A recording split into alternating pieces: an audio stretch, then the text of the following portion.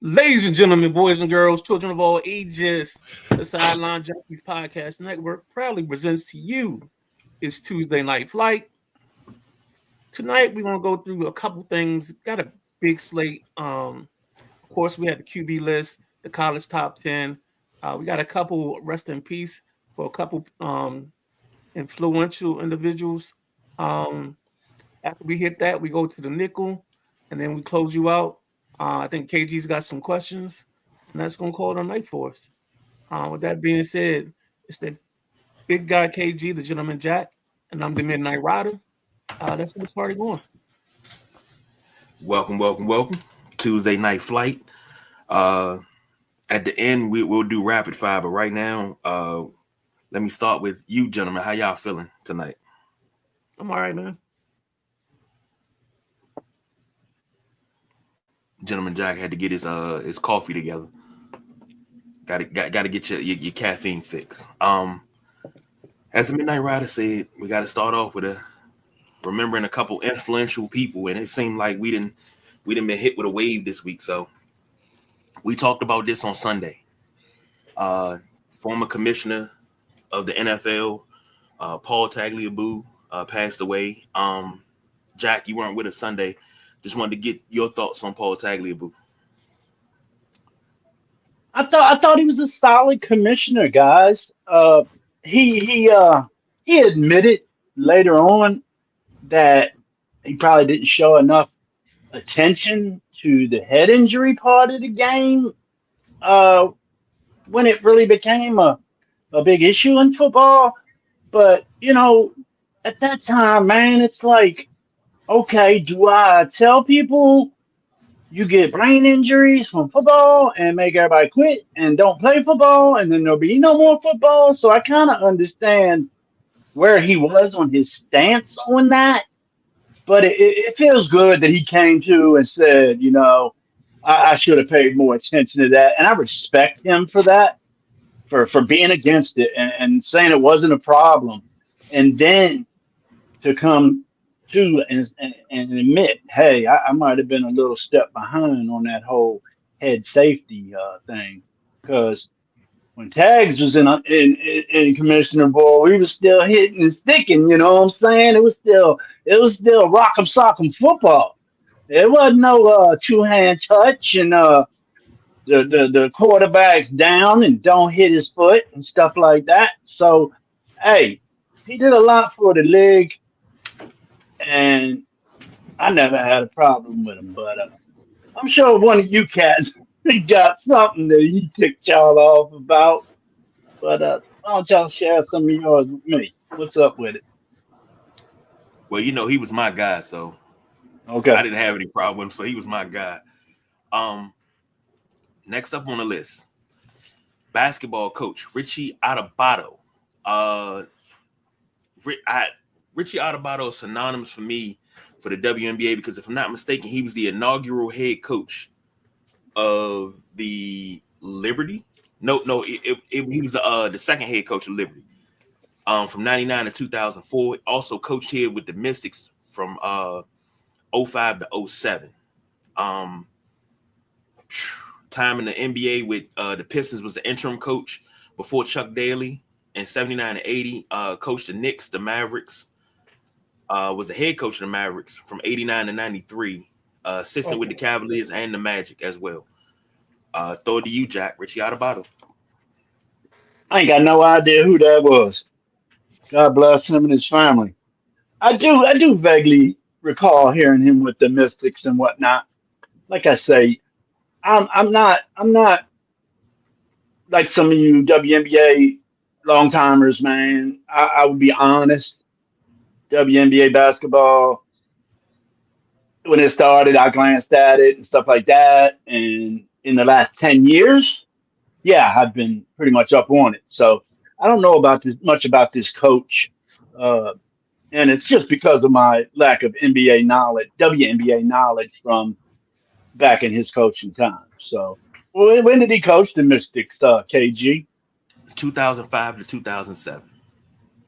Yeah, just a little early for me. I got, pretty into the WNBA probably 2014, 15.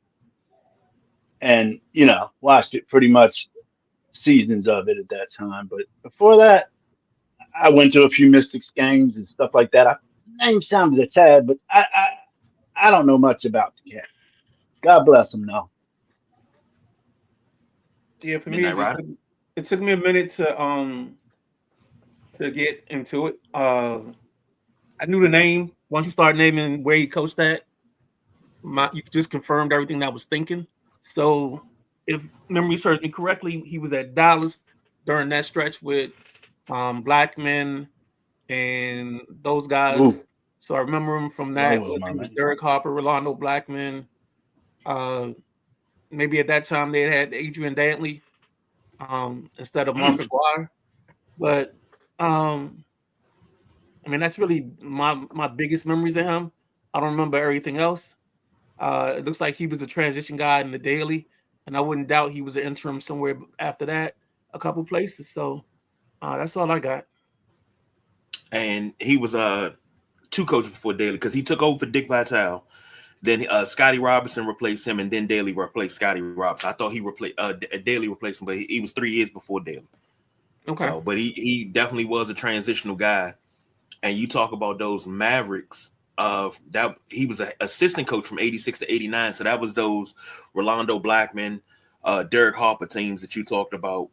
I think 93, he was the head coach from 89 to 93. So that was right before the Triple J Ranch. Jamal Mashburn, Jason Kidd, and Jimmy Jackson. Or Jim Jackson, I should say. So that was right before that. But yeah.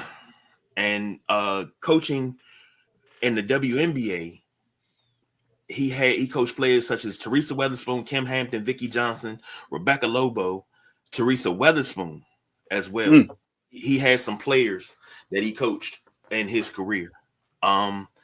Speaking of coaches that had some players that coached in their career, this one right here, my man Lenny Wilkens. If I'm not mistaken,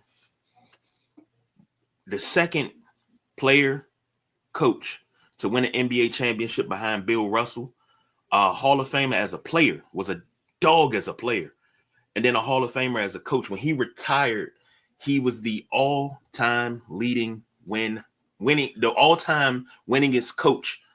And I'll throw this over to the gentleman, Jack.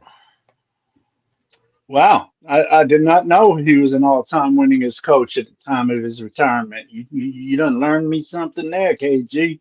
Lenny, I always liked Coach Lenny Wilkins. What he did with them teams in Atlanta, and I used to be a big Dominique fan back then too. And my dad would get tickets to go to Capitol Center every time the Hawks came just to see Neek, and I would watch Wilkins on the sidelines, man, and just the way he coached as a young man. I admired Lenny Wilkins for real, for real. Um, he worked with all different types of players over there in that squad. He had the dynamic high flyers. He had the little guys. He had the big guys. Tree Rollins, Spud Webb. He was there when Spud was there, correct? Yep. Yes. I just didn't want to cross over in era time. But yeah, man, I, I don't know. I watched a lot of Atlanta Hawks basketball because of Dominique in my day. And that's how I got to see a lot of Lenny Wilkins. And if you recall, I probably mentioned this before. I used to watch a lot of Atlanta Braves baseball. I don't know how we got it when we had that regular TV with, you know, 2, 4, 5, 7, and 9, 20, channel 50, stuff like that. I don't know how we got the Atlanta stations, but we did. And that's how I watched Hawks basketball a lot. And my dad took me to a lot of Hawks games. So, yeah, I was sad to hear about Coach Wilkins. I didn't know he was sick. So, what was he? Was like 80 something, 83, wasn't he? 88. Ooh, Lord, cookie. Good life lived. Good life lived, bro. Guys, anything from y'all? Yeah, I'm just reading a couple of things on him. Inducted in the NBA Hall of Fame or the Naismith Memorial Hall of Fame as a player, as a coach, and then also as part of the Dream Team coaching staff. That's pretty dope. Named to the 50th anniversary team. Of course, named on the 75th, and is on the list of the 15 greatest coaches. So, wow, he accomplished a lot, man. Go ahead, KG. I was going to piggyback on what you said. He coached probably he was an assistant coach with the greatest team of talent ever assembled in Dream Team 1. He was a head coach of Dream Team 3, which most people don't know that's Dream Team 3, but 96 was Dream Team 3. Dream Team 2 was the FIBA championships in 94 with Shawn Kemp, Isaiah Thomas, and all those guys. That was 94. Dream Team 3 was 96, and he was the head coach of that, which won gold. Won a world championship in 79 in the NBA, which is kind of crazy because they beat the Washington Bullets. Was NBA Coach of the Year in 94. He sits at third right now as in coaching victories with 1,332 victories. Damn. So absolutely I don't have the superlatives to talk about Lenny Wilkens because he was a staple on the sidelines when I fell in love with the NBA. From his time in Atlanta to his time in Cleveland. And I remember his time in Cleveland. And Ron Harper said the biggest mistake that Lenny Wilkens ever made was not putting me on Jordan in 88. He would have never hit that shot like he hit it over Elo over me because I was locking him down. But he was an all-star coach 4 times, 79, 80, 89, and 94. And to be the all-star coach, your team has to be the number 1 team in the conference to be the all-star coach. So sticking with basketball, we got Michael Ray Richardson, New York Knicks legend. Played with Golden State. Where else did he play? Sacramento, or was that Kansas City, Omaha? New York, Golden State, New Jersey Nets. That's where he played. I'll throw this over to the gentleman Jack. I tell you, Michael Ray Richardson, he was a bad dude, man. A lot of people don't know that. And KG, you said it many times before. He was a bad dude, but he had a bunch of crossroads in his life, and he didn't make wise decisions a lot of time, and he couldn't leave that yayo alone. His first couple years in the league, he was leading the league in stuff like steals and assists, as a first and second year guy. He was on the scene, arrived. But, fame and fortune can get you in many ways. And Michael Ray, man, if he could just stop the partying, he'd be something that people was really talking about up there, maybe, possibly, and this is my opinion, maybe possibly up there with guys like Magic and Bird. Serious. That's how good I thought he was. What did he play? 8 years? What's that? Is it 8 years in the NBA? Because he had a long career. He went overseas after he got suspended. Yes. Yeah, 8 years, 78 to 76. To 86. I'm sorry. Yeah, that's not that long, and his play started to suffer a little bit later in them 8 years, probably because, like you say, them drugs, boy, and yeah, a lot of guys, a lot of athletes went through that in that time period, and it ruined a lot of good athletes. Like I say, I just wish everybody could know how bad he was. He was a baller and just got derailed by drug use and suspension. So his NBA career got derailed, I should say, not his basketball career. Midnight Rider, what you think about Mr. Richardson? I mean, you said it best. I think he was a I always remember for some reason thinking he was a high flyer. Maybe I'm wrong on that, but yeah, he had a solid career. I know he played a lot. I remember all the stuff you talked about, the partying. I thought that was a big part of his story. he may be one of them stories that we talk about of guys that had potential, could have been better, but became victim to the nightlife and the NBA thing. I agree with you there, Midnight Rider. I do. And this is just a small snippet. Like the year from 78 to 86 when he played in the NBA, he was a 4-time NBA All-Star, 2-time NBA All-Defensive First Team, Comeback Player of the Year in 85, led the league in steals 3 years, 80, 83, and 85, led the league in assists in 80, only the third player in the league to do, in league history to do that, and that's lead the league in assists and steals in the same year. Yep. That's just a short snippet of his NBA career, but as his career as a whole, French Federation Cup winner, FIBA European Cup winner, FIBA European Cup Finals top scorer, LNB Pro A champion, 2-time Italian Cup winner, LBA steals leader, 3-time LBA All-Star leader. All-Star game.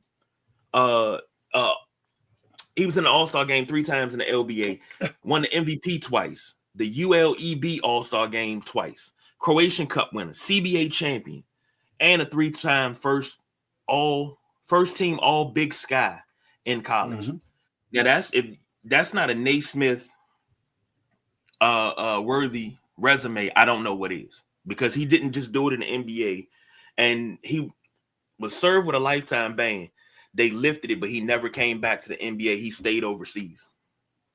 So, and as a coach, he was a 2-time CBA champion, the NBL Canada champion twice, and he was the NBL Canada Coach of the Year twice, and the PBL Coach of the Year.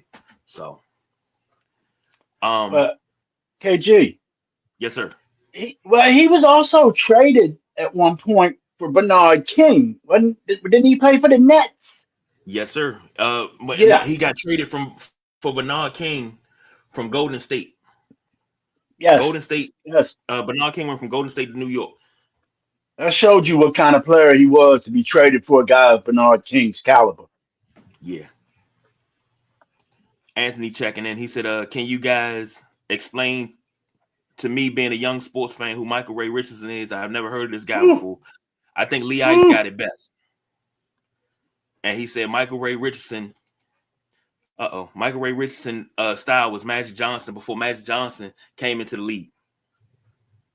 And nice. that sums it up right there. And Matty Ice, talking about Lenny Wilkins, said he had a great run in Cleveland. Sadly, the Jordan poster shot happened. Over Elo. And Lee Ice said Richardson's Nets upset my Sixers in 84 when Philly were the defending champs. Big win.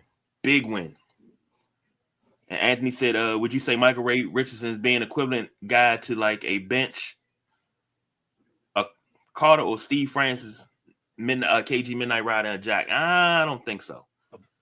Nah. I think more deliberate score. That's what I'll say. Yeah. More of a But deliberate score. He could freak it out though and kick it too, you know what I mean? I mean, if he was 2 guys go up with him, he'd lay it there for the big guy to dunk it down, you know. But I do think score was on his mind first. He was definitely aggressive to the hole. It was something, I don't know. He was just a jitterbug. He was speed out there, quick moves, and he could get up a little bit. He wasn't the biggest guy, but he was a damn good ball player, Anthony. I think you'd have liked him. Indeed. Gentlemen, let's take a break, reset, come back and get into our college football. We'll start off with the JC Top 10 and then move over to the list. So sit tight, stay tuned. We'll be right back.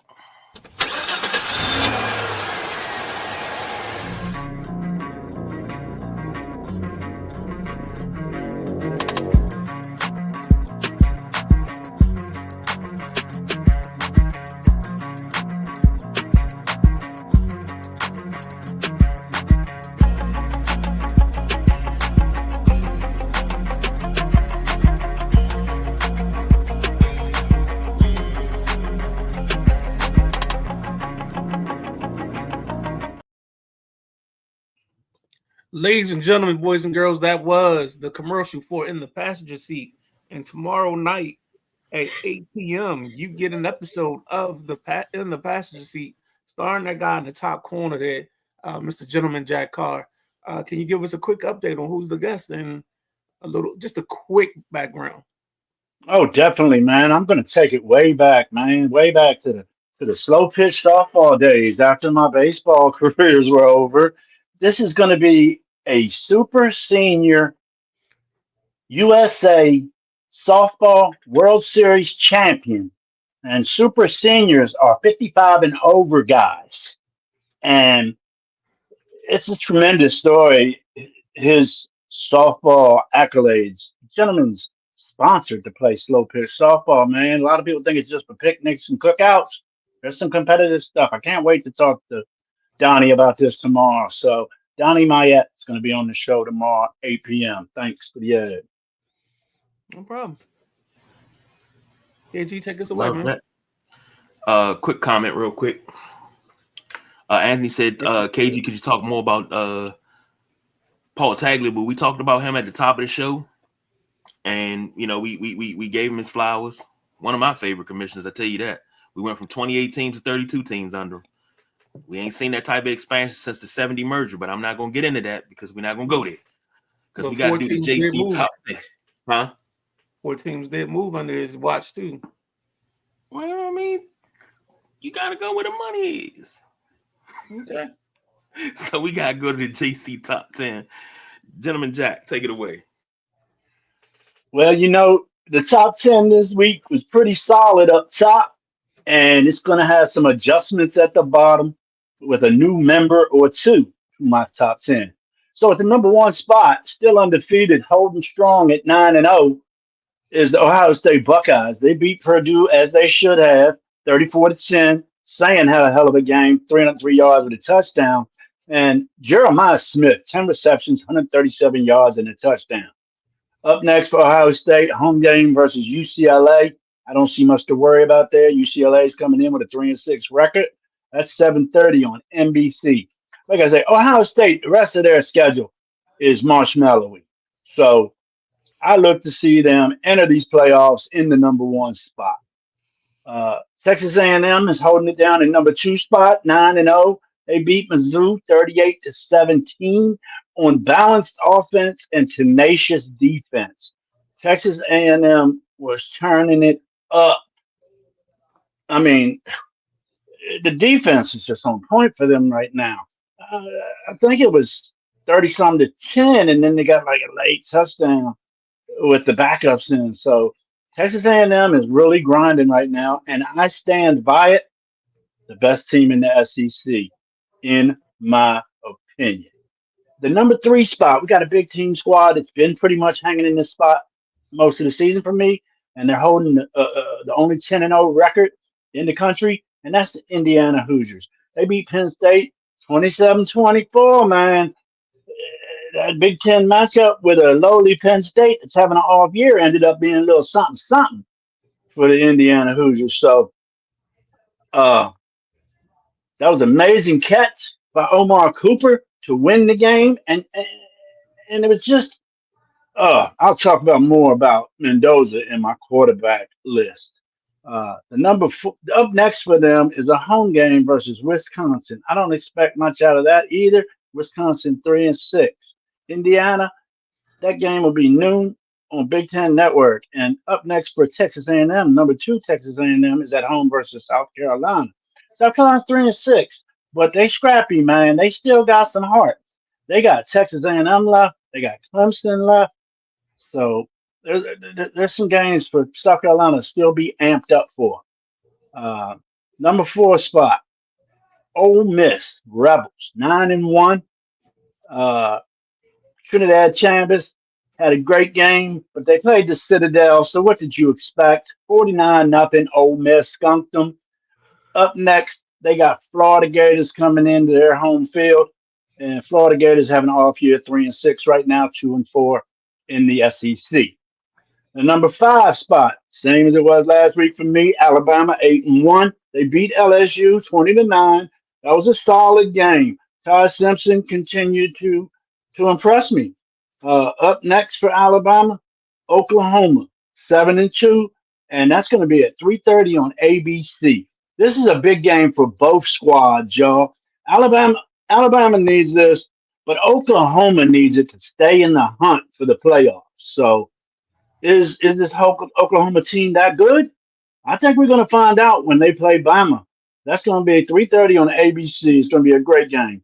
Number six spot, the Oregon Ducks, 8-1. They beat Iowa. They didn't beat them the way I thought they would, but the weather wasn't sweet. It was rainy, nasty, cold, and you know them Ducks. They don't get no cold weather. Yeah, they might get a little rain here and there, but damn, it was nasty in Iowa. And they eked out that win, but they did what they had to do in the bad weather and got the win. So I don't hold nothing against them. It was a field goal with 3 seconds left to win the game for the Ducks. Up next, they got a home game against Minnesota. Minnesota's been picking up a couple wins here these last couple of weeks. They're up to 6-3. So let's see if Minnesota can pull a rabbit out of their hat. 9 p.m. on Fox. That's gonna be one of your late games Saturday. Number seven spot, the Georgia Bulldogs stayed right where they were, 8-1. They beat Mississippi State 41-21, pretty much how I thought they should. Running back Nate Frazier just got off, man. 12 carries, 181 yards, and a touchdown. Keep an eye on Nate Frazier. He is a nice running back. Uh, Up next is a home game versus Texas. This is my second great matchup of the weekend. Texas versus Georgia. That's going to be a good one. 7:30 ABC. So here's where I think I start doing a little bit of swapping and jumping. Number nine, I got the Texas Tech Red Raiders. I bumped them up one with their victory over BYU, 29-7. I felt Texas Tech's defense was on point. I mean, point. They got this linebacker over there, man, named what is it, Joseph Rodriguez. Woo! He's a wrecking machine. My boy's already got like 7 or 8 forced fumbles this year. He's caused 7 forced fumbles already. I think he got a fumble and a pick in the game this weekend. He's going to be the defensive player that's up on this Heisman list this year. You keep an eye out on Joseph Rodriguez, Texas Tech. He's money. Up next with Texas Tech, home versus University of Central Florida. I don't see much to be sweating about. Central Florida 4-5. That game will be played 3:30 on Fox. Number nine spot, Oklahoma Sooners moved up one spot with me with a 7-2 record. It's crazy they moved up on a bye week, but with a couple of losses that were right above them, there was no choice but to move them up, guys. So Oklahoma 7-2 got them up at number nine. They got Alabama this week, 3:30 ABC. As I said, that's going to be put up or shut up. Whoever wins that game is going to increase and hopefully keep their odds of making college football playoff. And in the number 10 spot, I like doing this to you, Midnight Rider. Who do I got new in my top 10 that jumped in the number 10 spot? I mean, if you're doing this list right, you got Notre Dame. Yes, indeed, Cookie. Yes, indeed. The Fighting Irish. This hard for me to get that because I don't like them. The Fighting Irish is 7-2, has been on point since their slow start at the beginning of the season. They've been improving every week. They beat Navy 49-10. I'm not saying that's all that because the Navy, what their record was. I could tell first quarter this game is going to be a blowout. Uh, Notre Dame's got one of the best running back combinations in the country. In the country, Craig. And I know both of you guys know that. You talk about it all the time. And I agree. Their defense is stout, and they got to go up next against a very tough Pittsburgh team. I know the ACC ain't getting much respect this year, but Pitt has been in every game this year. You know, they come in with a 7-2 record. They're ranked, I don't know, 24, 23, something like that.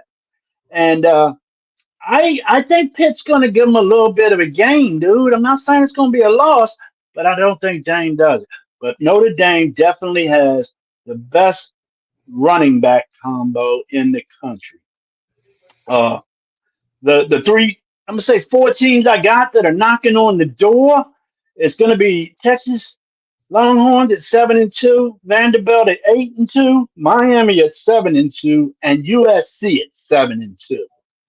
Any of those four teams with a shakeup amongst these top 10 could move on in. And as I mentioned to you guys pre-show, I thought it was pretty awesome that a DMV school, James Madison University, jumped into the top 25 this week, and they're currently 8-1, and possibly looking at a playoff spot if they continue to win out. So that's gonna be something us as DMV guys will keep an eye on. Did you guys see anything you want to discuss about this list or the teams that I have right on the outskirts of the list? I think you did Oregon a disjustice dropping now. Whenever you play at Iowa was one of the toughest road games in the conference, and then you add the rain in. I think that Oh even yeah. for them. Texas Tech beating BYU. I'm cool with that ranking and that move up. I don't know, man. It's gonna be weird because I think we're gonna have some elimination games coming up where some spots can get taken because you're gonna have Clemson and South Carolina. I mean, not South Carolina. Yeah, Clemson and South Carolina. You're gonna have some teams like Alabama, Texas A&M. Some of that stuff will still be out there, and then we had the conference games. And one of the games this week, I think, is Georgia. Who does Georgia play this week? You just said it. Georgia got Texas this week. Big game, big game. There you go. It's between the bushes though. It's at home for Georgia. So that definitely helps. I mean, you go down there to Texas, boy, that stadium's electrifying. Both of them got great home field, height. So I feel it's a little bit of a plus to Georgia being home for this. If it was in Texas, I think the swing would be totally different. So that one and Alabama, Oklahoma, man, those two are definites, man, definite rock stars. I figure. Yeah, that's all I got on the top 10. Well, you spoke about the ACC. There could be a possibility. I mean, what they say? The sun don't rise and the creek don't flood or some shit like that. It's something like that to make it happen.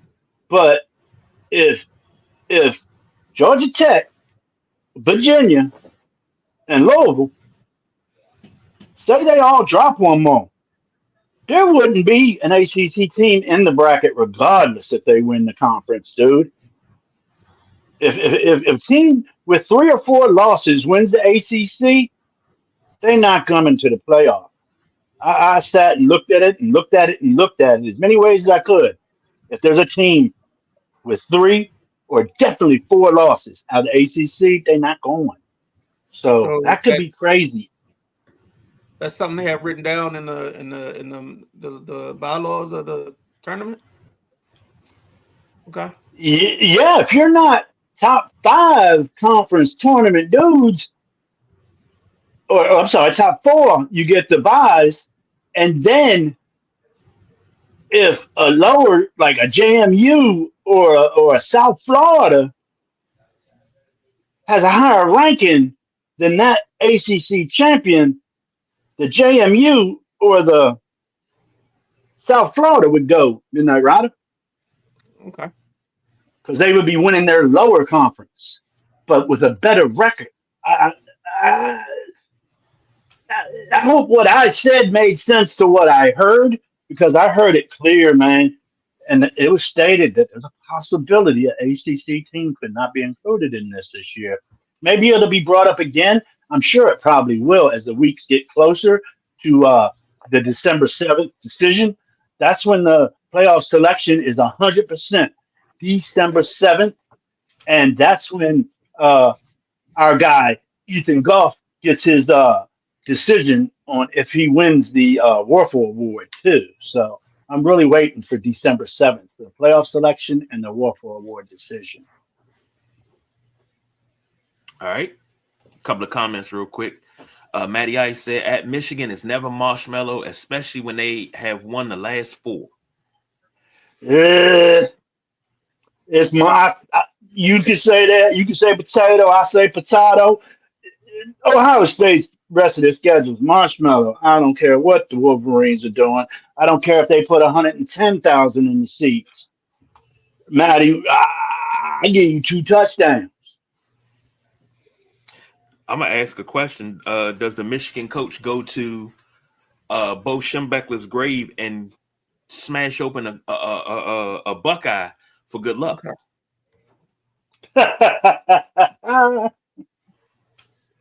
Just a question. Anthony said his top 10 is Ohio State, Texas A&M, Bama, Georgia, Texas Tech, BYU, Texas, Indiana, Ole Miss, and Oklahoma. He said Rodriguez kind of reminds me of Zach Thomas. How do you got Georgia over Indiana? How? Please explain, please. I say, how, Ricky? You got some explaining to do, Lucy. I think all 3 of us want to know how he's got Georgia over Indiana. No, I mean, it's early. I mean, I can still dig that. Maddie, I heard you talk about this on Drive Time earlier. I think if you have BYU in it, then you can have Notre Dame in it. I mean, I think at that point you're splitting hairs over whose schedule you like better, and whose losses you like better.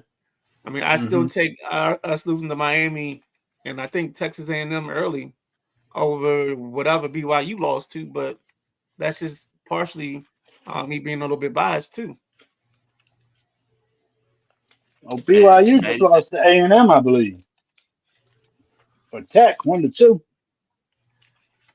They just lost to Tech. Right, that's their only loss. Okay. But they dropped. I want to say they dropped to like 15. Yeah, they don't have the strength of schedule. I mean, I know I'm not sitting here bragging about Notre Dame's great strength of schedule, but at least Notre Dame will bring you. I mean, if you're worrying about travel and crowd and all that stuff, because you know it's a business on the back end, they're gonna still get taken care of. And Maddie said, "I just don't buy Notre Dame at 10. Who have they beat? Sorry, I know KG and Midnight are fans, but really not sure right now. Really not sure right now. Should be in the playoff. Okay, I think they had a strong run." And Anthony said, "You're not talking about Miami. They only have 2 losses in the conference." And yeah, Maddie says, "The Big 4 conference championships get an automatic bid. The 4 big conference champs are not guaranteed to buy. It's the higher Big 10, high rated. Big 10, Big 12, SEC, ACC conference champions are all in. Then the best conference champion left gets the last automatic bid." I don't agree with that. That's actually, I just read the one for the ACC, and Jack's right. They have to be ranked higher than the 5th ranked school to get in. I mean, I know sometimes I fumble my words, but I heard that today and it stuck in my head. So thank you for looking it up, MR. Anthony said, "I don't give a damn about the undefeated record outside of Oregon. They haven't played anybody." Okay. Oh, Lord. Okay. Well, play nobody. It's about that time. Sticking with college football. These 5 gentlemen that they're getting ready to go and put on for the city have made the list. So, ladies and gentlemen, when it comes to the list, it is the top 5 quarterbacks as seen by the Midnight Rider and the Gentleman Jack. Gentlemen, take it away. Do we have Coach this week as well? Yes, I do. We cannot forget Coach Roberson. Coach Roberson has been, shucking and jiving and sending me my list every Monday. I didn't even contact him this week. I usually contact him on Sunday. Let me get that list. I, I had so much going on this week, man. It's been crazy. So that thing was in my mailbox yesterday morning, man. Boom, coach's list. So I think he's really enjoying doing this, and he does this on another show he's a part of. So we're gonna get him back, Midnight Rider. Let's talk either post show or in the chat and try to set a date when we think we want to bring him back. So, Let's do it. Coach Robeson, his top five this week. We're gonna start with number five. Do you boys? Number 5. He's got the boy from Vanderbilt, Diego Pavia. Diego is playing some ball. I like him as a quarterback. I felt he stood tall this week in a tough game. So Diego Pavia at number five for Coach Robeson. On my number five is the quarterback over at Texas A&M, Marcel Reed. Uh, I feel he did enough to get the win this week over Mizzou, but I think Texas A&M, being the quality of an undefeated team they are, they should have beat them worse than that. Uh, Reed's numbers weren't outstanding, but they were safe, if you want to say that. So that's the only reason I got him down at five. I think I had him a little higher last week. So Marcel Reed at five for me. Midnight Rider, who you got at five? Let's go with the kid from Ole Miss, Hmm. Mr. Chambliss. Let's go with him at five this week. I like Diego Pavia. I like Moore, but I think Chambliss earned him some time on the in the five spot this week. I Um, couldn't agree with you more. Next up on the list is number four. Number four. All right, the number four spot, Coach Robeson. He's got Ty Simpson over at Alabama. And Ty Simpson, he was up, then he was a little, then he was up. So the only thing that's getting me on him is a little bit of inconsistency. But it could be play calling that's making it like that. But Alabama's got one of the weakest run games in the country. For a top power team like they are, their rush game is not that good. So you would think Ty Simpson's passing numbers would be that much better. So he's got Ty Simpson at four. Myself, I got Georgia quarterback Gunnar Stockton at number four. He had a really nice game in that 41-21 victory this week. Three touchdowns, 260 some yards for the 8-1 Georgia Bulldogs. I like what Gunnar Stockton's been doing. I got Gunnar Stockton at number four. Who you got at number four, MR? I gotta give a man credit for dogging out a good win at a tough place to play. So I have Dante Moore at four. I think when we get to the NFL, he'll probably be second or third when it comes to just NFL projected list. But right now he's at four on the list this week. Okay, I like that. Not Oh, bad. what am I doing? Next up, number three. Number And three. what were you saying about Moore? You talking about, oh, Lord, you talking about him being on an NFL list? Is that what you Yeah, just said? yeah. When we get close to I the don't draft. think he's not draft eligible. Okay, I did make that list today of draft eligible dudes. okay, So I was going to go over that after we're done. Is that fine? sure. Great. Where are we at, bro? Number Number three? three. Number three. Number three.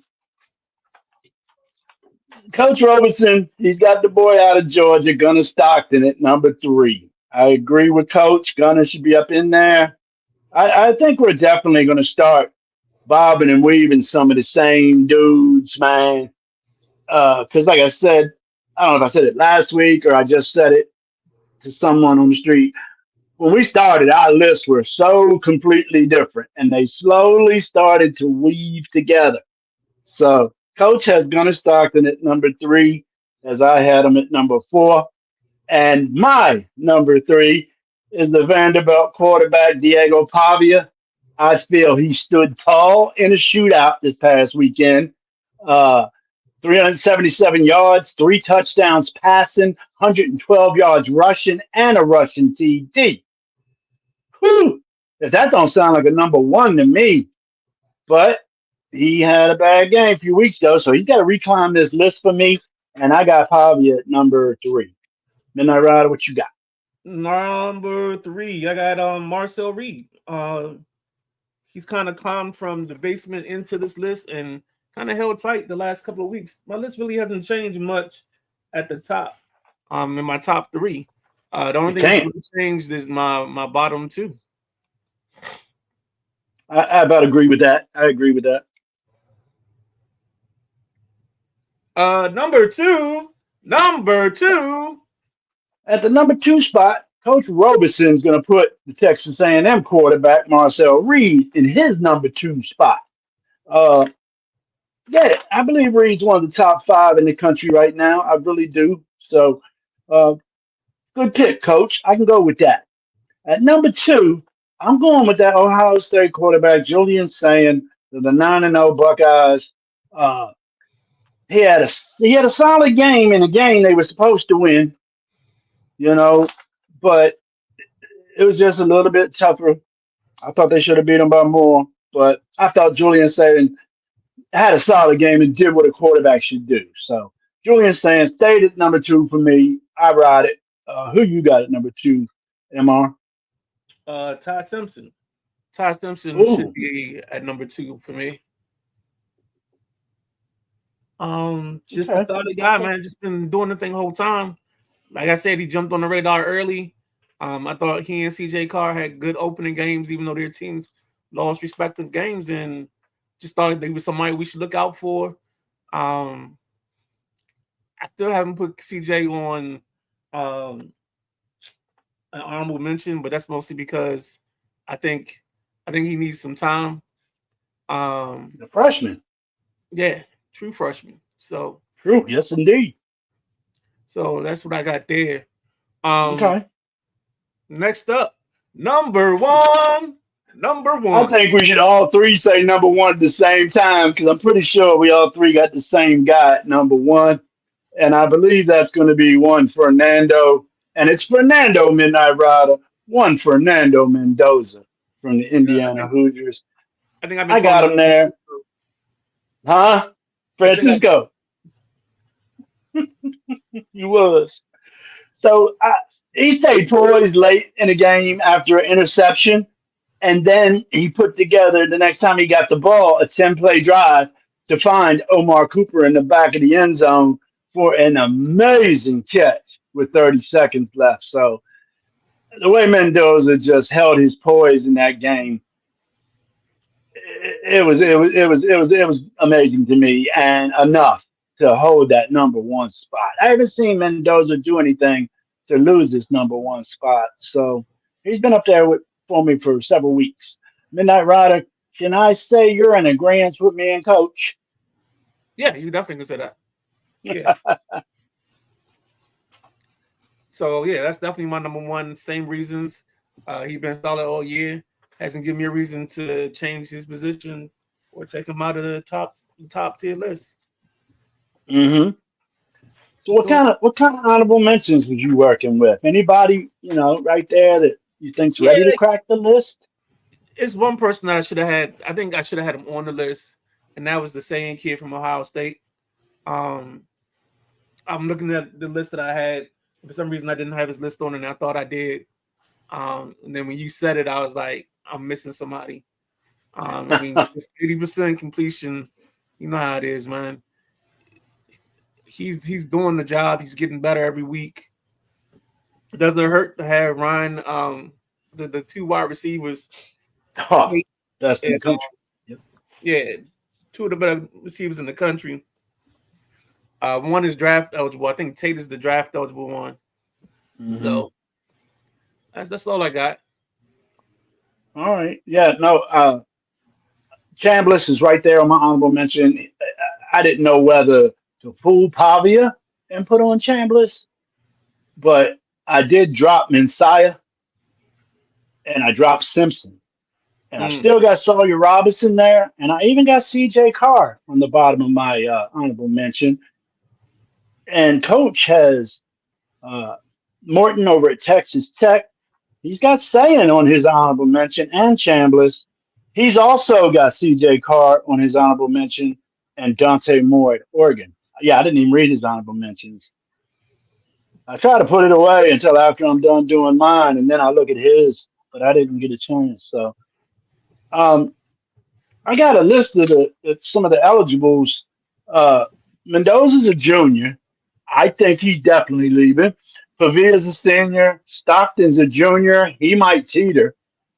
Chambliss is a senior. Morris over at UVA is a senior. Simpson at Bama is a junior. Aguilar at Tennessee is a senior.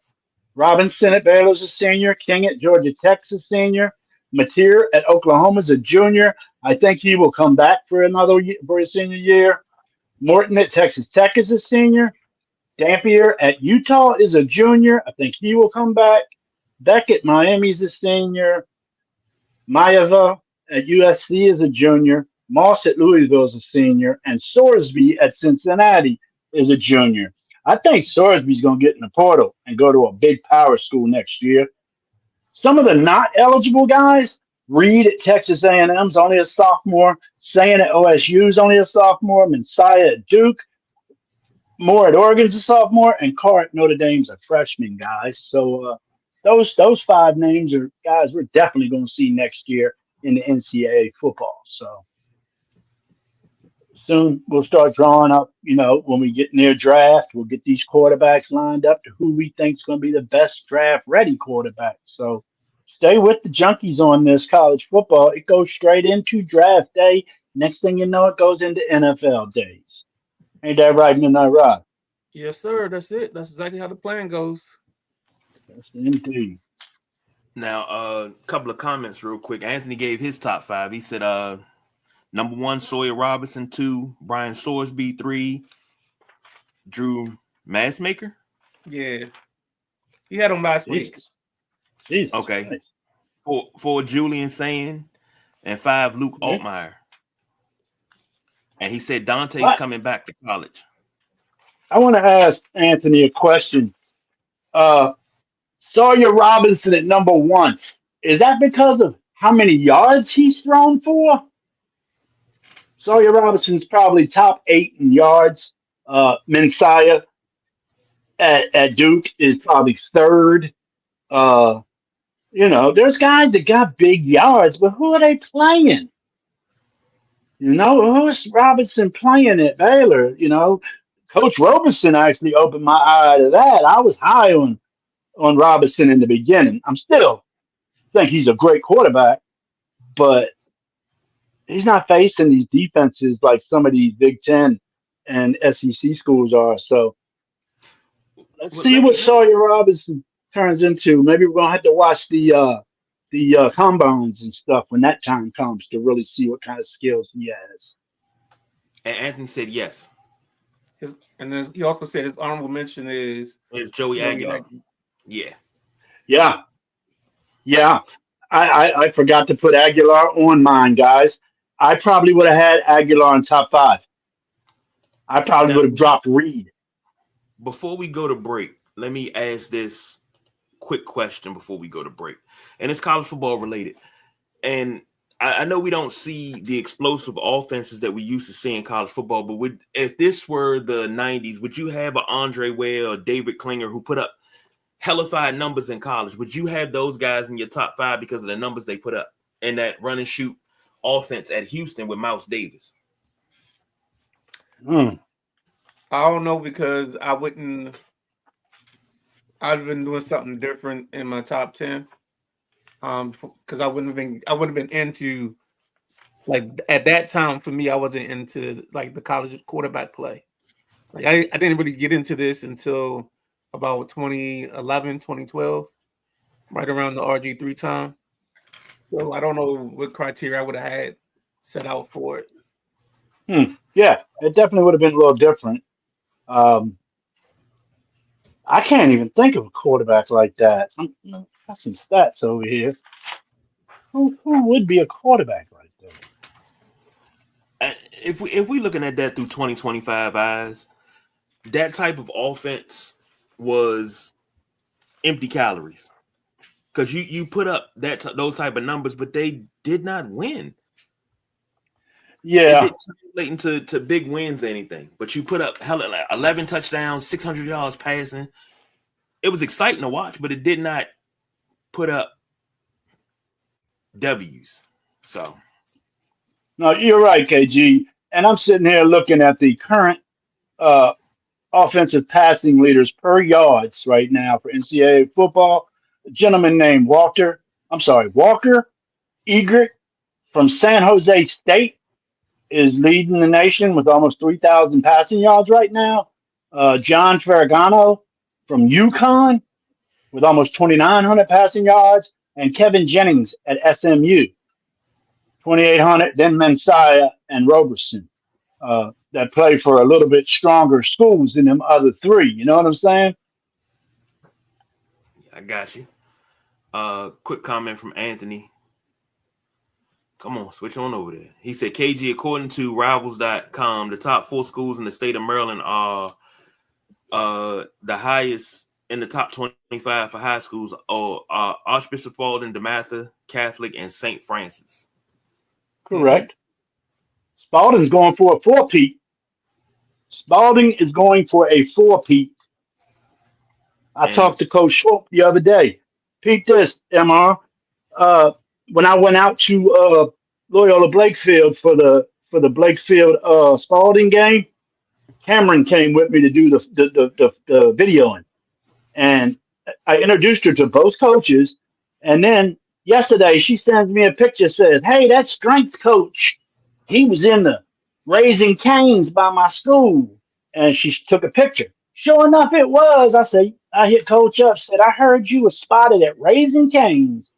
And he tripped out about that, boy.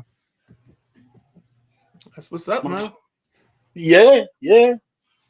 But Spalding and Coach Schmidt is a legend.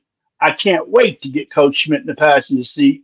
He wouldn't do no interviews before the game, and he won't come on my podcast during season. He's an old school coach, but one of the best that's ever coached in this state, Coach Schmidt at Spalding. And they're going for a four-peat, guys. Impressive.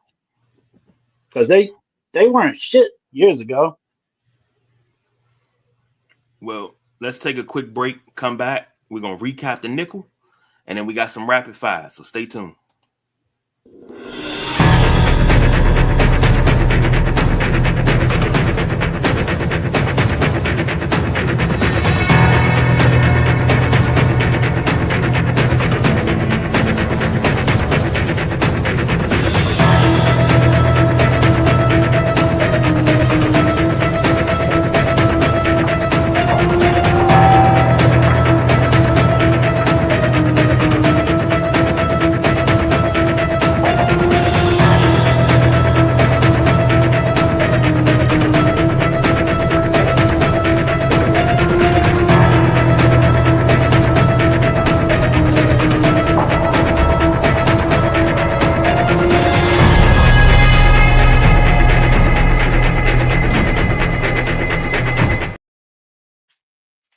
Ladies and gentlemen, welcome back.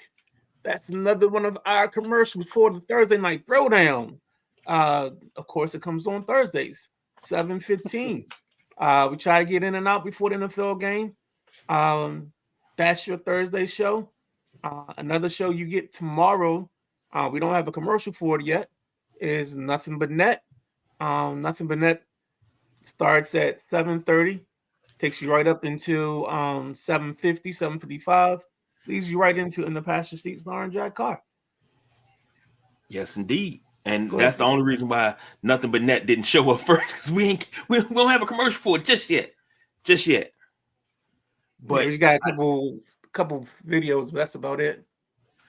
I need everybody to do me a favor.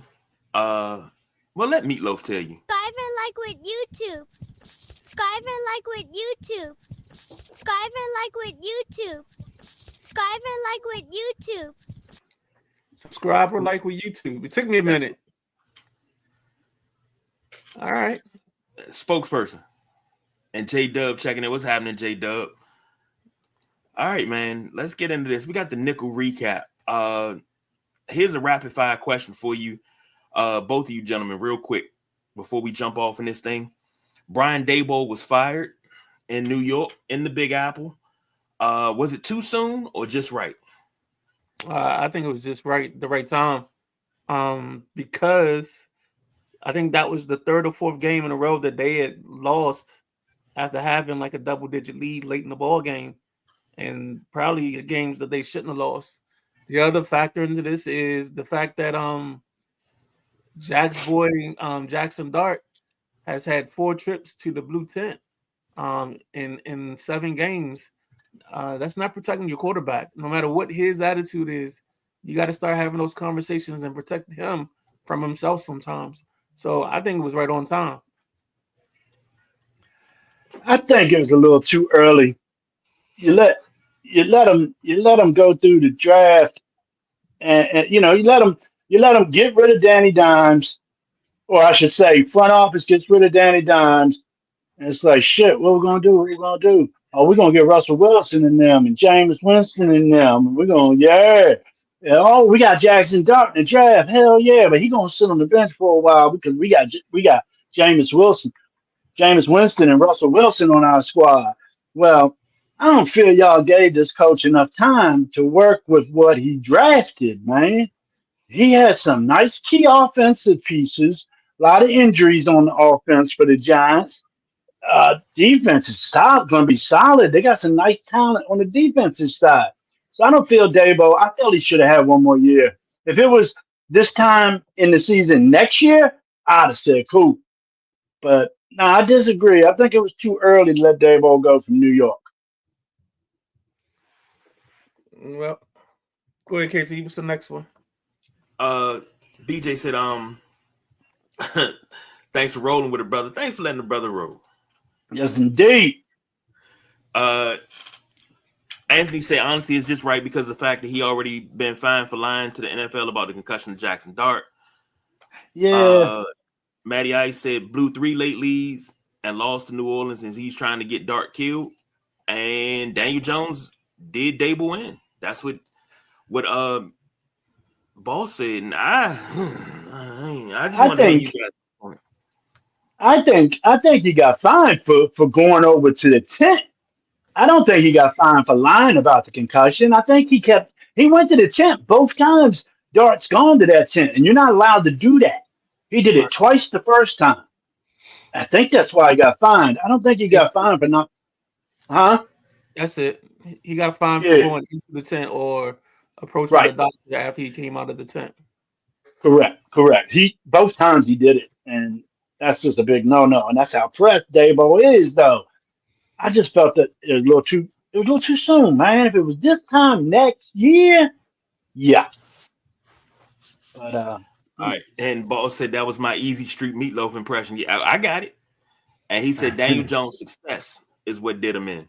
Yeah, and Daniel Jones pretty successful in Indy. All right, first game on the slate was the Sunday night game. The Chargers beat the Steelers 25-10. Aaron Rodgers 16-31, 161, 1 touchdown, 2 interceptions. Jaylen Warren had 14 carries, 70 yards. DK Metcalf 3 catches, 35 yards. For the Chargers, Justin Herbert 20-33, 220 yards in the TD. Kamani Vidal 25 carries, 95 yards in the touchdown. Midnight Riders boy Lad McConkey 4 catches, 107 in the touchdown. Gentleman Jack, take it away. Well, that Pittsburgh team, they've been trying to get a running game, man. And I just don't think Warren's that back. I mean, if you combine his receiving yards with his rushing yards, he had a decent game. And the only reason I know that is because J-Dub played Midnight Rider, I believe, in fantasy. And he was telling me he had Warren as his running back.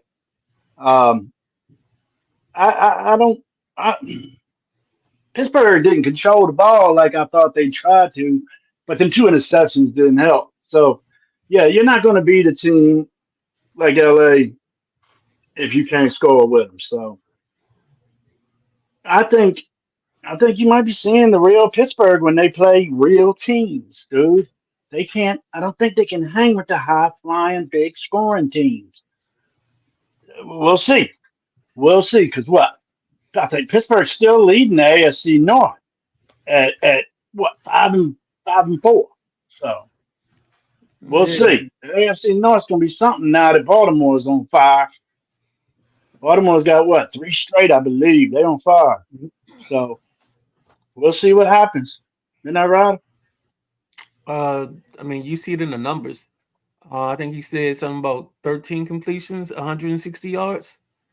That's just not enough yards.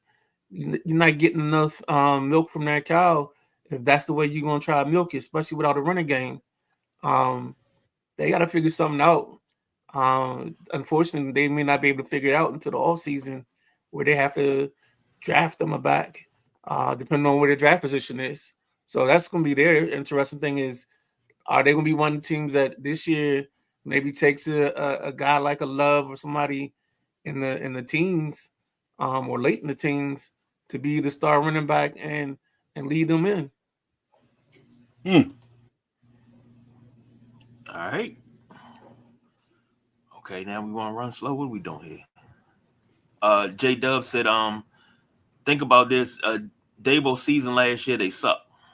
Mm-hmm. And Maddie said the lucky horseshoe up Steelers' ass the first 5 weeks has been shit out finding that is what they look like now. I love that analogy. And J Dub said he still only got me 11. Warren is up and down. Okay. Yeah, Okay. I think I had either Dart or Love in the ball game, and Dart left early and Love disappeared. I think he beat me by like 0.7 points. Is that right? Yeah. Well, I needed him to beat you. It was like 159.73 to 160.45. Yep. And that made you what 4-6? Something like that. Yeah, we're about to go in the lab. We want to change the team name. Heartbreaker. Next up, you got the Rams versus Niners NFC West matchup. Rams beat the Niners 42-26. For the Rams, Matthew Stafford doing Matthew Stafford things again. 24-36, 280 yards, 4 touchdowns. This dude has to be in the MVP conversation. I noticed that they did a graphic and they didn't have him in the MVP conversation. I think that's very, very damn disrespectful. Stafford should be in the MVP conversation, not just Josh Allen and Patrick Mahomes. That's my soapbox. Let me get off of it. Kyron Williams, 14 carries, 73 yards, 2 touchdowns. Devontae Adams, 6 catches, 77 yards in the touchdown. For the 49ers, Mac Jones, 33 of 39, 319, 3 touchdowns and an interception. B-Rob, Brian Robinson Jr., 8 carries, 41 yards in the touchdown. And George Kittle, 9 catches, 84 yards in the touchdown. Gentleman Jack, take it away. Well, I tell you, he's had 4 games in a row with 4 touchdowns. I want to say there's only a handful of quarterbacks who've done that in history. I can't remember the list, but 4 games in a row with 4 touchdowns. That's just the offense they're running. And San Francisco didn't have a chance, man. That offense is just so pure. They score points. And you, like I said about earlier, you got to score points to beat them. You ain't beating them with 21 points. So, yeah, I don't think they seen what hit them, man. Midnight Rider? Hold on 1 second. I'm trying to see if I can get the answer to your question. Several quarterbacks have thrown 4+ touchdowns in at least 4 consecutive games, including Drew Brees, Russell Wilson, and Aaron Rodgers. Let's see if this show more can give me more names. I didn't think it was that many. Tom Brady. So it's 6. Okay. Once you add it to the list. Mm-hmm. That's a pretty cool stat because that's a dominating game to throw 4 tutties. Yeah. Yeah, especially if they're not from the 1 yard line. Yep. I've seen people have like 3 touchdowns I only have like 140 yards because 3 touchdowns was like all under 30 yards. Game itself, I think not Daniel Jones, Mac Jones has earned himself a contract somewhere. I don't know who Mm-hmm. that team's going to be, but he's played solid enough, and I would, if I were him, I would make sure that there's a Shanahan clone somewhere calling the plays to help me out because, I mean, you've seen that some of these guys they go to similar offenses to Shanahan after they spend a year with him and they have success. So that's the place or the way I go. Um, but yeah, 4 touchdowns. What more can you say? They're getting solid numbers out of their running back duo, Kyron Williams and Corum. And they like, I mean, after last night's debacle, they may be the best team in the league in the NFC side of this. They're saying them and the Seahawks are the best 2 teams in the league. Yeah, they're both. So it's them, Philly, and Seattle tied for best record in the conference. Okay. Mm-hmm. Denver. On the Denver's AFC got 2 side, losses as well. yeah, on the AFC side, I think it's Denver and the Colts or something like that. Denver, the Colts, New England.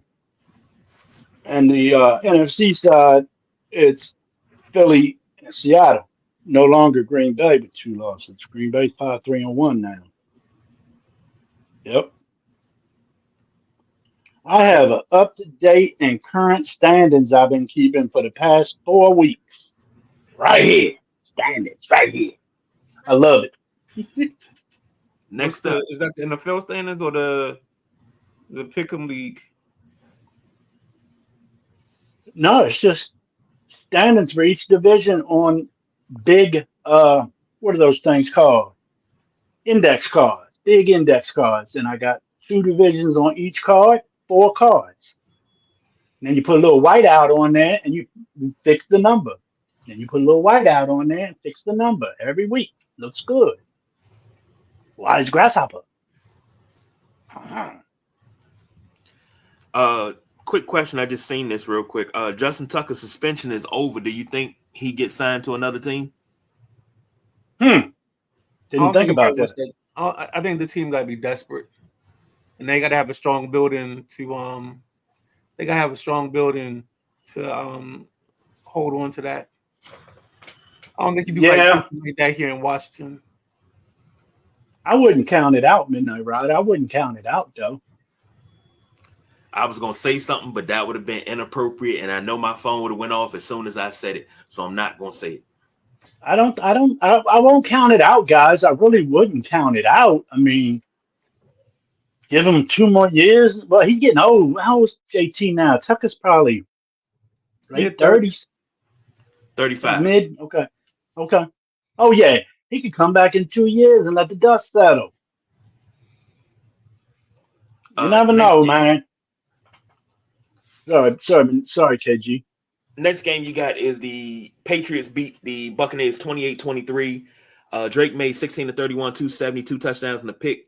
Travion Henderson, 14 carries, 147 and 2 touchdowns. Mac Hollins had 6 catches, 106. For the Buccaneers, Baker Mayfield, 28 of 43, 273 and 3 touchdowns. Sean Tucker, 9 carries, 53 yards. Emeka Ibuka, 6 catches, 115 and a touchdown. Gentleman Jack, take it away. I'll tell you, I think that Travion Henderson, that's Midnight Riders boy right there, if I'm not mistaken. And you got Midnight Riders boy Nix. He's right there in the MVP discussion as well, and I think it's rightfully so. What he's doing in Denver right now, the boy looks like he got ice in his veins, man. I had Tampa. This was a tough week on picks again, man. I had 6 wrong this week. That's not me. But I'm still only 3 back off the lead. So everybody had bad weeks again. I don't know what's up with the Bucks, man. They need to get healthy. The Bucks need their wide receiver core healthy. I don't know if it's going to happen altogether.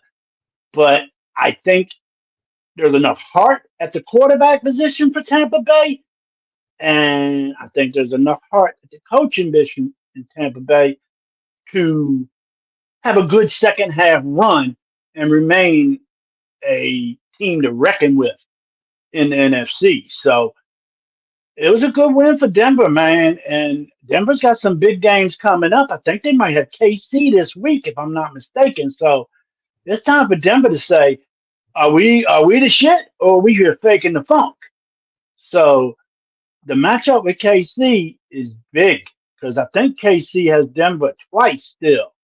So that could be the straw that punches Kansas City out of the playoffs. I finally found someone else that has the same bet I got. Kansas City won't make the playoffs plus 450. And she was on the Insiders today. I forgot her name. But yep, I went ahead and put a dime on it. Kansas City not to make the playoffs plus 450. That's my bet. Lock it in. Midnight Rider. I don't know how we got to Kansas City. I was just I know. talking about go ahead, Denver and who they got. Patriots 28, Bucks 23. I think I think it's part of the reason why the Patriots won this was Henderson. Like you said, 2 touchdowns, both on long runs. He added the explosiveness to the offense. If they can get him to do that somewhat consistently, that can make up for the lack of explosiveness in the passing game that they have. They have decent receivers. They don't have great ones. They don't have anybody to take the top off the defense. And Matt Collins, if you saw one of the runs, he was a very willing blocker. I think when teams think about their running games, they don't always include the wide receivers into the touch of blocking downfield and making sure they make the blocks necessary. Because sometimes they struggle. And guys that Olay set the running back up, and where it should have been 15, it should have been 25. It's 15. The Bucks are just trying to find themselves until they can get their feet underneath them. I think your boy Bucky Irvin is still out. Yeah. Correct. Yeah. He's their best running back, and I think he helps them get into everything else. Ibuka's going to do his thing. I don't think what's the guy 14? Godwin. I'm not sure if Godwin's back or Evans. Evans might be out for the season. Mm-hmm. Week 13. Okay. Sorry, that was back. I guess I'm mirrored. And Bucky, when he's not in there, that opens up the opponent's defense to blitz more, man. They don't respect the run game with the other cat in there like they do with Bucky. Yep, totally agree.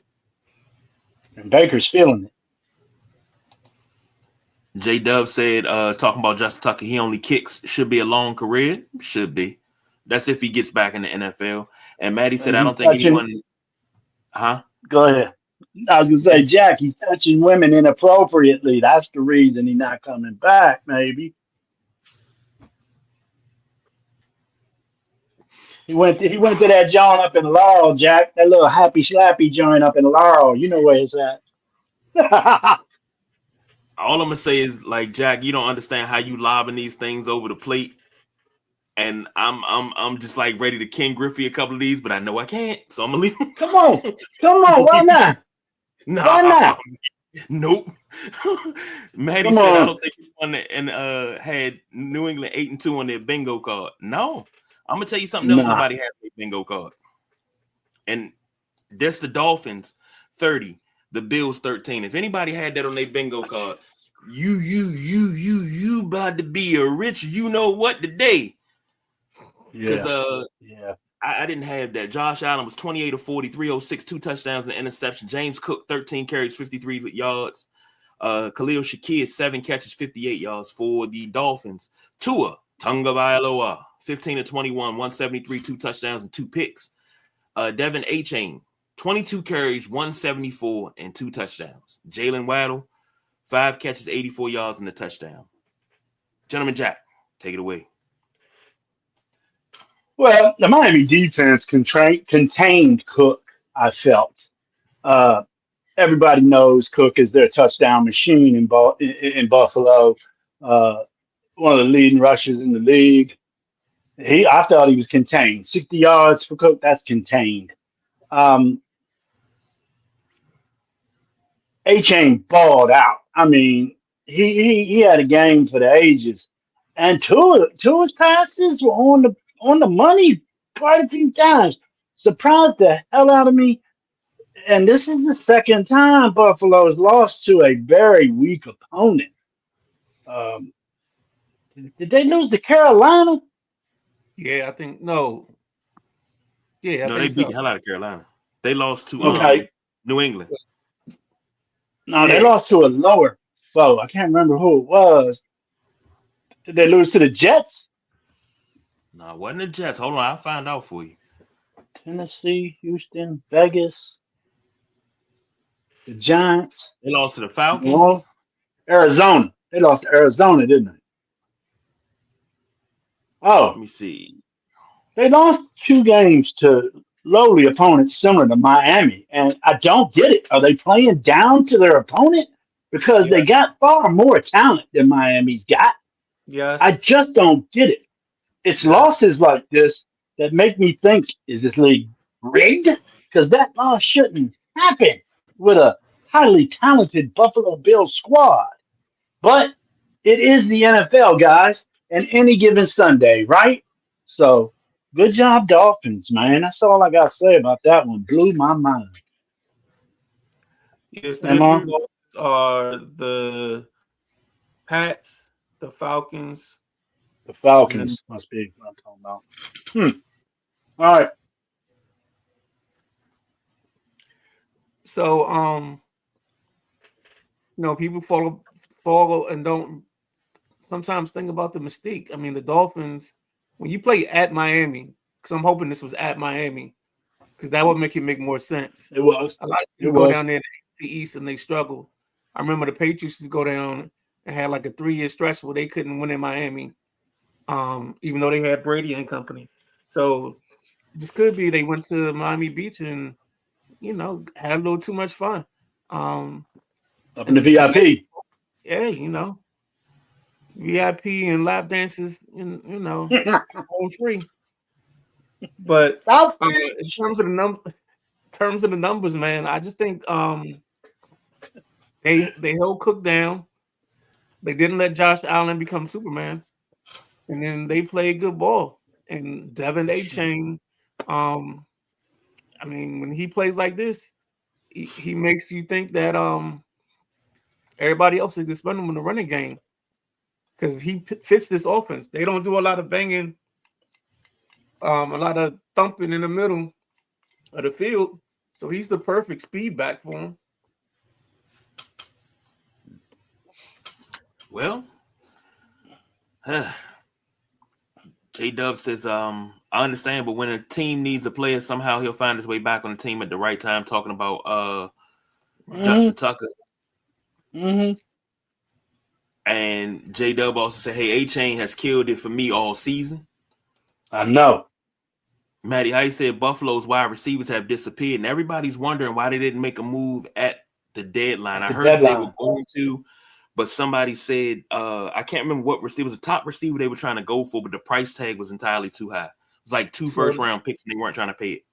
So they were trying to get Miami to give them Waddle for a second this year or in 2026 and the first in 2027. Miami wanted that scenario flipped, and Buffalo declined. That's what I heard. And the three losses, Falcons, New England, and Miami, like Midnight Rider said, that's a Matty Ice confirmed. Yeah. Now we'll go into this one.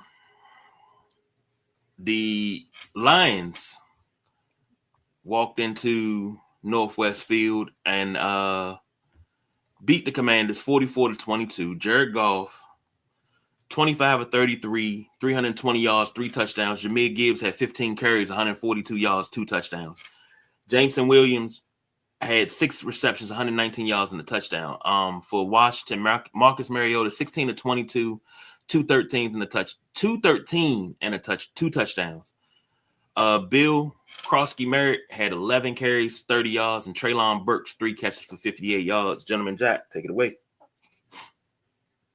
Well, you know, the run game was just ass, man. And I noticed it when I see running plays for when they run plays for the quarterback to do read option runs on 4th and 1. 4th and 1, you're gonna do a read option run? The quarterback sneak or run it up the middle. What are you doing? A read option run. The quarterback's in the backfield too long on a read option run. So that 4th down play down near the 20-yard line or whatever we went for, that was stupid. And the game was still not that far out of reach. It might have been, I think it might have been 17-7, 21-7. Undisciplined football. I said this in the chat. The way the team was undisciplined, committing stupid ass penalties, it reminded me of the 2022 Commanders. I thought we were over that dumb stuff. It's a lot of the same team from last year. So why the bonehead mistakes? I understand the losses and the lack of talent because of injuries to this team, but the discipline should still be there. It shows me the lack of discipline shows me that people don't care. So what I heard about this whole who punched dude? Was that Payne that punched St. Brown in the face? They say he hit Payne first. Well, it wasn't in the middle of the field with every camera on you when St. Brown did it. So that was a dumbass move. Then Kinlaw got into some shit or somebody else on the line. I'm sorry. I was disappointed with that game at halftime and did not turn it back on. That's how pissed off I was with that game. I know it was the Detroit Lions, but damn, they almost hung 600 yards on your ass. And now we're going to take the defensive coordinating responsibilities away from our defensive coordinator, who used to be a defensive backs coach, and our head coach used to be a defensive coordinator. What's backwards sounding about that, man? This is my rant on the Commanders right now, because I thought that game was ass, coaching end, player end, effort end. On all aspects of the game, it was ass. I would have hung 70 on them if I was Detroit, man. Shit, their punter went to Costa Rica, man. He took the day off. So that's my rant, man. I've been waiting to rant on this game, dude. Sorry, fellas. Midnight Rider. No problem. I'm gonna send you the thing so you can see it. For what? You said something about the punch, Yeah, Payne got punched first. and it was in the midfield. Where? Did y'all see it? I sent it to you. Oh, okay. I can't check it out till I'm off show. I'm on the phone today. Okay, but nah, I sent it But, to you.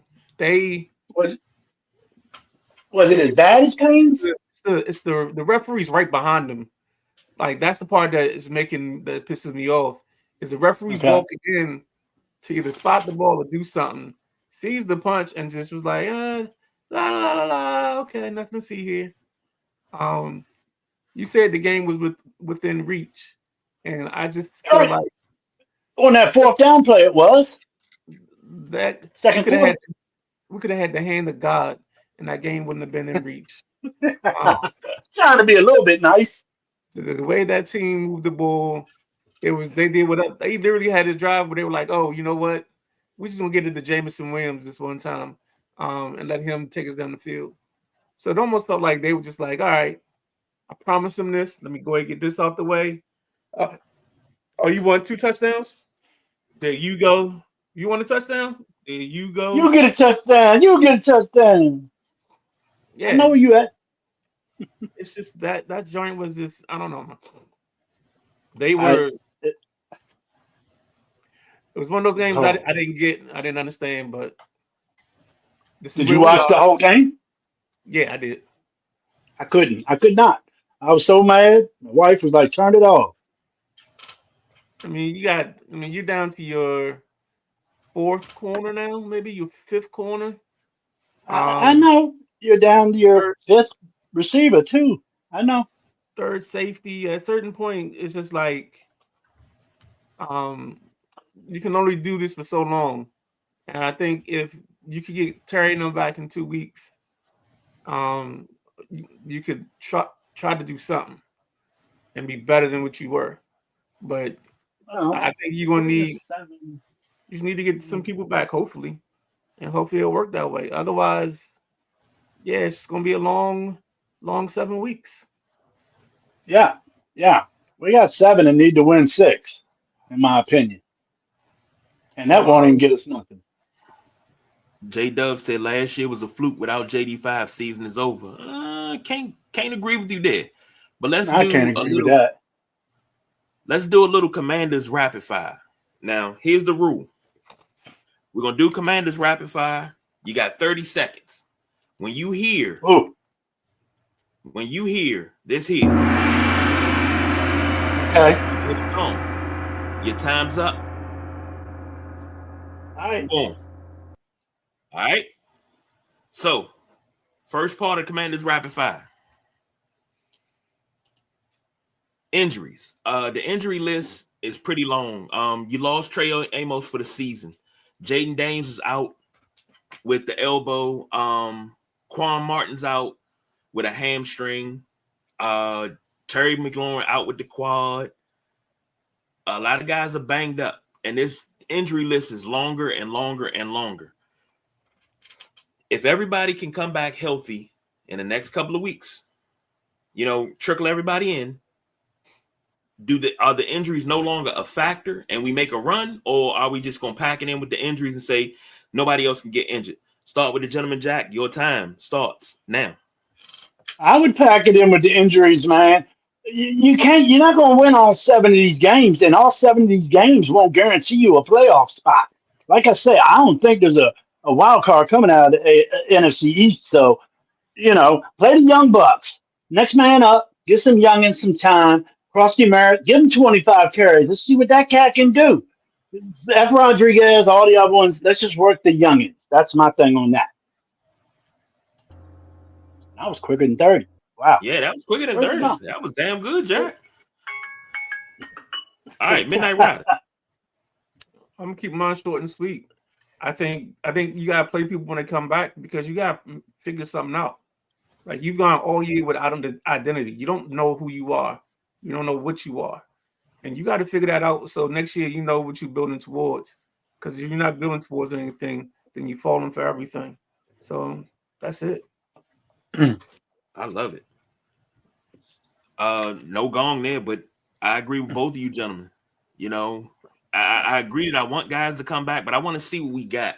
But when Midnight Rider, when you say we don't have an identity, we don't. Especially defensively, we don't have an identity. And Jack said something in his rant. We're playing lazy, selfish, no intensity whatsoever on defense. That's the problem. That's where the problem lies. So, next up, we talked about it and touched on it a little bit. Deron Payne suspended for throwing a punch. Do you think with the new video that's come out, do you think it gets overturned? Or do you think he just go ahead and serve a suspension, don't go overseas to where we at? In Spain next week? Yeah, they already made that decision. They already took his appeal and denied his appeal. Oh, geez. Okay. Yeah, I think that might have been denied because the Lubu's was overturned last week. So it's like we the cardiac kids got to go in front of the judge every week. You know what I'm saying? That's a non-disciplined team. 2 weeks in a row, you're getting appeals and disciplined and shit. Non-disciplined team. So I don't feel for Payne. Or I'm sorry, Allen. I don't feel for him. Payne. Yeah, I don't feel for Payne, dude. Like I said, just because someone else did something don't mean you gotta do it. I mean, and I'm not saying I always live by that my whole life, but that's the way it's supposed to be. So I'm still for him. Midnight Rider. Paying suspended. Next. No, I'm dead serious because I mean, I can't get upset about it. He got hit first, but the responsible thing is to say I'm a team leader on this team, and I'm more important to the team True. than anything else. So I agree, man. I really do. And like I say, if Luvu didn't get an appeal last week and it get overturned, Payne might have had a chance. But they're not Well, going to do it 2 weeks in a row. I'm gonna be quick about it. I'm gonna say this. Something I learned in school: when somebody does something to you, the authority figures never see what they do; they only see what you do back. Retaliation. Yep, Yeah, they see the retaliation. That's it, and that's all. And I last but agree. not least, in this rapid fire, Quinn to call the defense. Do you think the defense wakes up now that they'll be under the call and under the thumb of Dan Quinn specifically? That's question number one. And just a quick part two to that. Do you think Joe Witt makes it to the end of the season? That's just a yes or no. Gentleman Jack, take it away. Let me get a question before you start my time, because Yes, I'm sir. not sure if I know this. Yes, Quinn, sir. did he run the defense last year, or did Witt run the defense last year? I believe Witt ran the defense last year. yeah, what was the defensive coordinator last year? Okay, and I'm pretty positive Witt used to be a defensive backs coach. I So believe he worked his you way got up. him, and you got a former defensive coordinator as your head coach. Why you need that cat to be a defense coordinator? In my opinion, I don't know why Quinn ain't been defense coordinator all the time. Many coaches coordinate and head coach. So I don't know. It surprised me to hear that. I thought Quinn was calling the defense with Witt, is kind of what I heard. They're like right hand man to each other. But that just leaves it where you got space to place blame, dude. If you're say you sharing a responsibility of being a DC, so nah, take responsibility. You the head coach. Shit ain't working. Defense is a laughing stock, and let's make them accountable, dude. Let's make this defense stand up and be accountable. They're running besides. They're running beside ball carriers, young, swatting at them and shit. Tackle. It's sick. It's sickening defense, guys. I think you guys probably agree. I'm good. Midnight Rider. I mean, this just shows the lack of depth and the lack of talent. I don't care who calls it the defense. You can bring the spirit of Bear Bryant, the ghost of um um gosh, what is Ryan's first name? Buddy Ryan. You can bring anybody, and the way these guys are giving effort and the way they're playing, some of it's talent level, some of it's want to. I just don't see it as a way for. I mean, I don't see it changes right now until you get some other people back. Until you get a kid like Harris back. Um, we should be opening up some 21-day windows soon with some people so we can get them back on the field. Maybe you get Brown back, and all those other things, and that helps you out. Because somebody said something earlier about the running game, and I think not having wide receivers that actually block hurts the running game. Yeah. Now, I'm gonna take my full 30 seconds on this, and I'm gonna go ahead and hit the top and start now. I'm gonna tell you something. I thought that this defense has been middle of the road. They haven't even been middle of the road. They've been side of the road, muddy ditch all season, and that's a problem. But I agree with Midnight Rider. Ain't nothing gonna change until you get the personnel. But it seems like these guys walk around, they want to thump their chests, and they walk around like they cock of the walk. You haven't arrived yet. You haven't done anything. Okay, you got a couple Super Bowls elsewhere, but you haven't done anything. Damn it, I ran out of time. That was quick.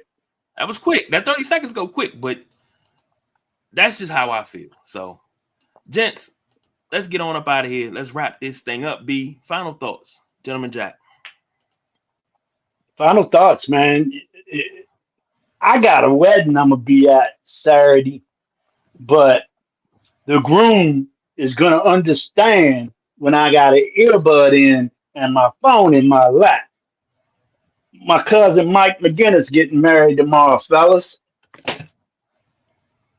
I'm sorry, not tomorrow. Getting married Saturday.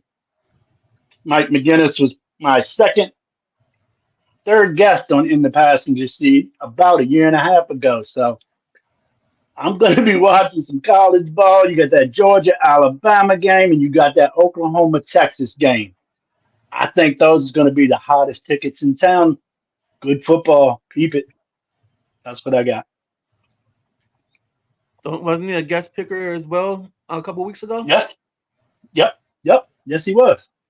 Yeah, I'm very excited for him, man. He's an awesome young man, and I'm excited for him to start his life and possibly a family. The Nats hired a new pitching coach, Simon Matthews from the Cincinnati Reds. The guy's 30 years old. I don't know if we want our whole front office and coaching staff to be just getting out of romper room. But I mean, this is the plan. I think this is going to be. I think we're going to have some situations where we're not going to stand what they're trying to do because these guys will be number oriented and not. You're not going to have no Dusty Baker walking through that door, pitching because his gut tells him it's going to be some computer that told your guy this guy's got to come out after 5 2/3. So you just got to be ready for it. But Minarada, look at Cincinnati's improvement in pitching this year and part of last season. So I saw that. But is it talent or is it right? The scheme? Like what is it? So we'll see. I see. Mm-hmm. Well, for me, I'm looking forward to Notre Dame versus Pittsburgh. Number 9 Notre Dame versus number 23 Pittsburgh on Saturday at 12 o'clock. And that is in Pittsburgh, I believe. That's in Pennsylvania. Looking forward to that. I'm not really looking forward to getting up super early on Sunday to watch Washington play at 9:30, but I'll do what I got to do. And speaking of which, on Thursday, when the collective returns, we will discuss, along with the college football trio, we'll discuss Washington versus Miami overseas on Thursday, as well as the Thursday night game. So that's on the slate for Thursday. But tomorrow you have Nothing But Net at 7:30, In the Passenger Seat at 8. We'll be back at 7:15 on Thursday with the Thursday night throwdown. So set your clocks, be ready. We in there. So for the Gentleman Jack, the Midnight Rider, I'm the big guy KG. We did the damn thing. We got everything done tonight. So we are out of here.